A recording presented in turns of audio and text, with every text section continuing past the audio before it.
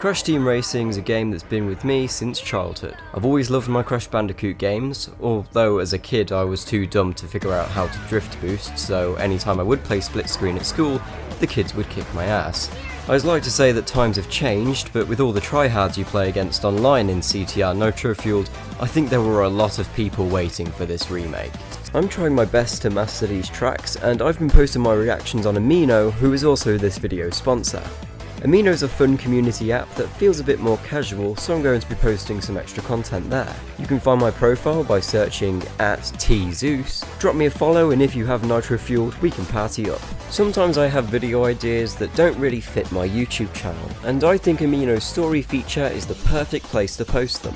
Unlike some of the social medias, Amino stories don't disappear over time, so all the content I exclusively post on Amino should always be watchable. By the time you've seen this video, I will have already posted my first story based on Crash Team Racing. If that's something you'd like to see, go check it out and I'll continue publishing stories over there. It's always interesting to read different opinions and see other creators' stories, and I think you'll enjoy it too. And also don't forget to follow me at Tzeus. CTR Nitro Fueled has a lot of good to it. I do enjoy playing this game, and I could say so many things about this game that I love. It's a fantastic remake of the original game that gives loads of new people a classic Crash Team Racing experience. If you're a fan of CTR Nitro Fueled, I'll probably agree with a lot of the things you like too. But I've made this video out of genuine care for Crash Team Racing, because I don't want some of the noticeable problems in the game to ruin its future. And hopefully, with these issues being highlighted, some bored Beanox or Activision employee watches this on his lunch break and goes, "Yeah, we should probably fix that." I mean, the likeliness of that happening is like 0.1%, but I'm still interested in sharing these issues with the community and also hearing what you have to say about these things. If there's anything you agree or disagree with, don't be afraid to let me know in the comments so we can compare experiences. The online race feature of Nitro Fueled is flawed. So flawed that not many people seemingly want to play in online races that often. Or do they?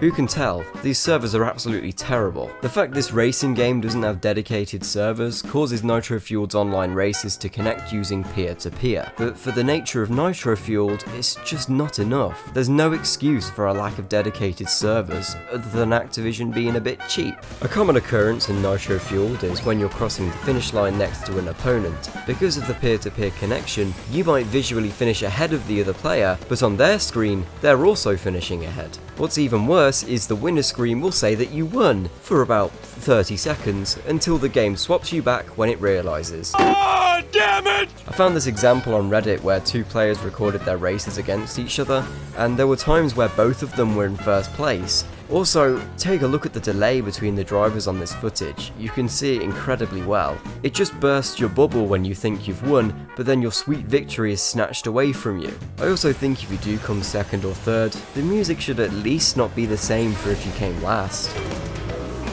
I'm happy coming second or third, but apparently my character on screen is absolutely heartbroken. I want to feel good playing this game, for God's sake. Stop giving me mixed signals. Are you feeling sorry for yourself? Loser! You're a loser! I guess this could be seen as a nitpick for people who think only coming first matters, but sometimes it feels that literally finishing the race in online is an achievement itself. Yeah, I finished. And this is because you only get 30 seconds to finish the race after the first person finishes. I'm not one of those players who can blue flame around the whole map and overtake, but there's always at least one player who can and will. I'm fine with you guys having fun and getting good times, but because you finish so fast, a lot of the rest of us don't even get to finish. Regardless, maybe the 30-second time window for all the rest of the races to finish still isn't enough. Maybe the top 3 races could finish and then the 30-second timer deactivates.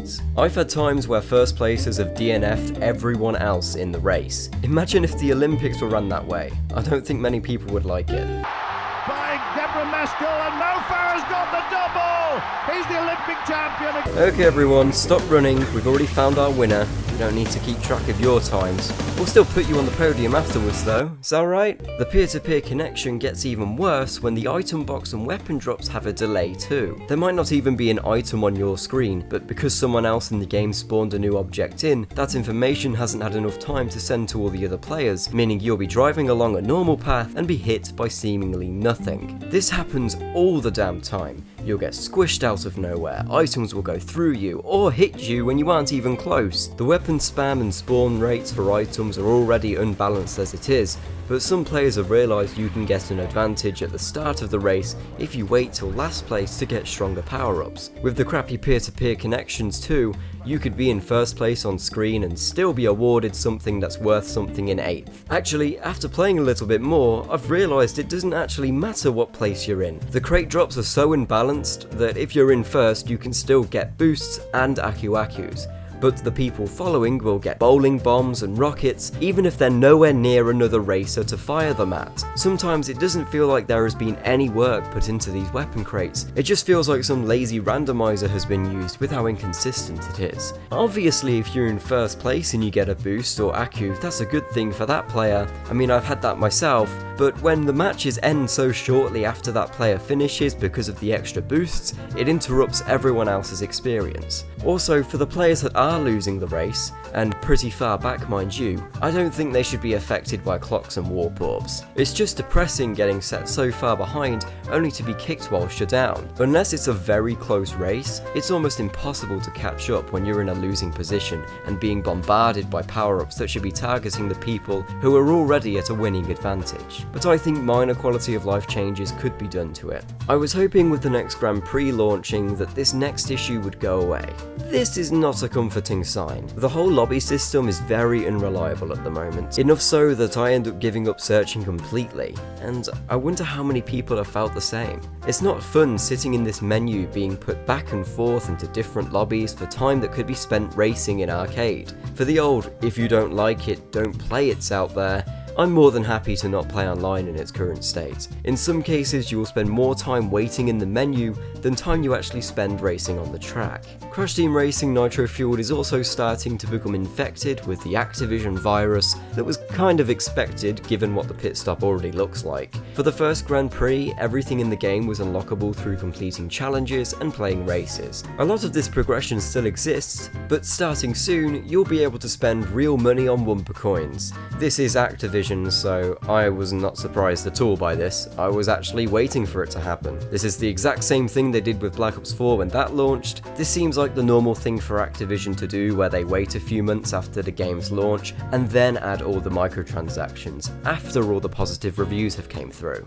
One thing I haven't mentioned yet is that the Wumpa coins you earn offline are significantly less than the ones you earn online, meaning if you want to unlock the items faster, you have to play online. And I can understand this business model, but it means they're forcing players to spend time in a mode that is flawed in so many ways. I personally find playing offline a lot more enjoyable than having to deal with all the issues that I've mentioned in this video. I'm sure I'll just be told to get good by the sweats who know each and every shortcut, but that's fine. I'm happy as long as I win a few times every now and then. I don't know if I could make regular content on Nitro Fueled here on this channel, but like I said at the start, I'll be posting some extra content on Amino that I won't be posting on my YouTube channel. Now, I'd love to know what you think about Crash Team Racing's online mode in the comments below. Do you think peer-to-peer servers should be replaced by dedicated servers? Tell me what you think.